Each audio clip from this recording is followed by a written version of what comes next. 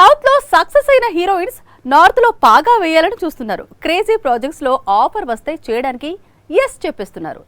ఇప్పటికే రష్మిక, పూజా హెగ్డే ఈ రూట్ లో దూసుకుపోతుంటే మరో ముగ్గురు లేడీస్ బీటౌన్ లో సత్తా చాటేందుకు సై అంటున్నారు. బాలీవుడ్ లో ఇప్పుడు ట్రెండ్ మారింది. సౌత్ బ్యూటీస్ కి అక్కడ డిమాండ్ పెరిగింది. దీన్ని కరెక్ట్ గా క్యాచ్ చేసింది సాయి పల్లవి. తండేల్ చేస్తున్నప్పుడే 2 హిందీ సినిమాలకు ఓకే చెప్పింది. రణ్బీర్ రామాయణంలో నటిస్తూనే జునైద్ ఖాన్ ఏక్ దిన్ కి గ్రీన్ సిగ్నల్ ఇచ్చింది. ప్రెసెంట్ సెట్స్ పై ఉన్న ఈ 2 ప్రాజెక్ట్స్ వచ్చే ఏడాది ఆడియన్స్ ముందుకు రానున్నాయి. తెలుగులో ఫుల్ స్వింగ్ లో ఉన్న శ్రీలీల కూడా ఇప్పుడు బాలీవుడ్ లో నిరూపించుకోవడానికి రెడీ అయింది. కార్తిక్ ఆర్యన్ తో కలిసి ఓ లవ్ ఫిల్మ్ చేస్తోంది.